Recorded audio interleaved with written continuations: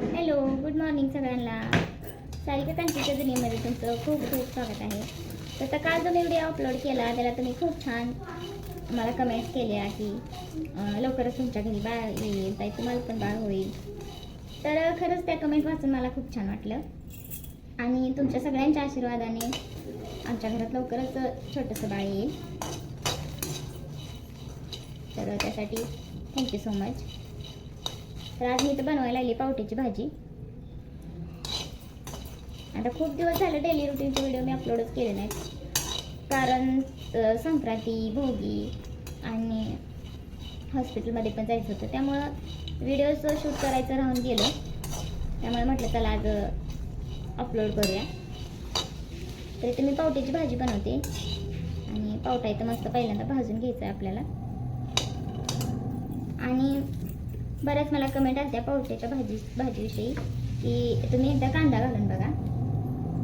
तर तुम्ही सारखं कमेंट करता, त्यामुळे म्हटलं चला आज कांदा घालून पावट्याची भाजी बनवूया.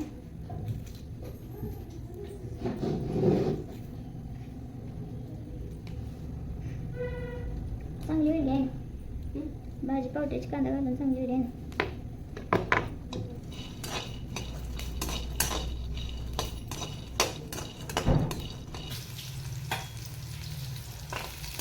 आणि आता कढईमध्ये कांदा टाकून घेतलेला आहे.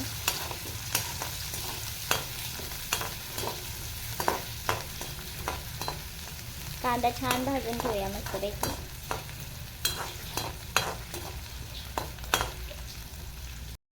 आता कांदा छान परतलेला आहे. यामध्ये आपण हा पावटा घालून घेऊया.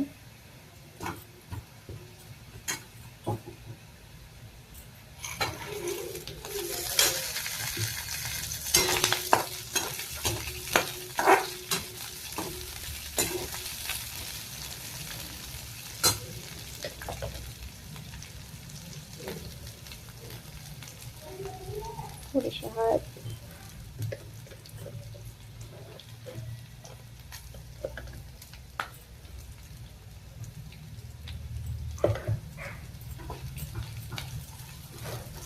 आता हळद फोडणीत टाकायची असते पण मी विसरले होते.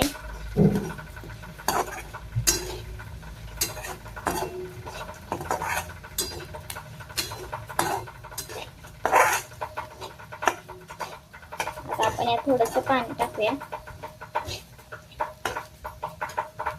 आणि अजून एका कमेंट विषयी की तुम्ही ह्याच्यातच पाणी तापवता, कळशीमध्ये पातेल्यात पाणी तापवायचं असते. तर पातेल्यात पाणी तापायला खूप वेळ लागतो आणि कळशीमध्ये लवकर तापतं पाणी, त्यामुळे आम्ही कळशीमध्ये तापवतो पाणी.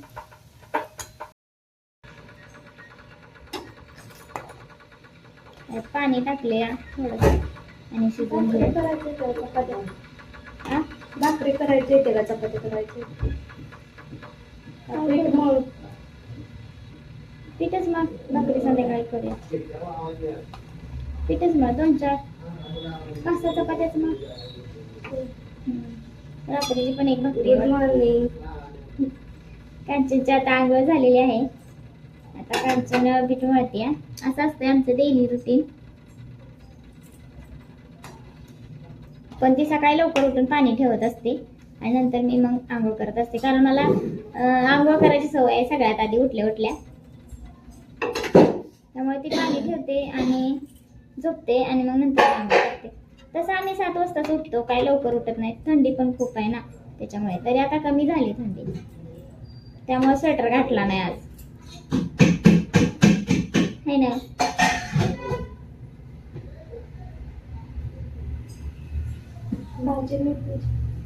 भाजी करायची. लसूण नाही का ते, जरा लसूण त्यात भाजी करते. मेथीची भाजी स्वस्त झाली.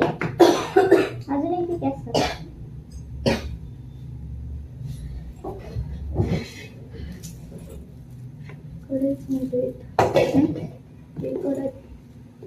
ह्यातच करते भाजी, कारण ती पावटा भाजायचा होता ना, त्यामुळे ती लागते. ती कडेले पातळ आहे.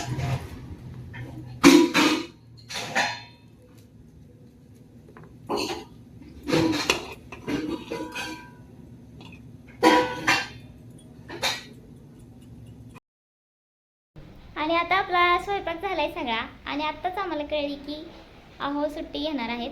त्यांनी काय आम्हाला रात्री सांगितलं नव्हतं, त्यामुळे आमचं रोजचंच रुटीन चालू होतं डबा वगैरे बनवायचं. आणि उठल्यावर म्हणते तर आम्ही काय जाऊ, मी काय जाणार नाही कामाला. कांचन तुला माहिती आहे का हे कामाला जाणार नाहीत? म्हणजे तुला बी माहिती होय. चला मग कपडे बिपडे धुवून आवरून कुठं तर जाऊया फिरायला. आणि आपण इथं आलेलो आहे झुडिओमध्ये. आणि नंतर मग इथं मिस्टर DIY पण आहे. तिथून आम्ही मागच्या वेळेस आप्याचं भांडं घेतलं होतं. तर बघूया अजून काय काय भेटतंय का तिथं छान छान.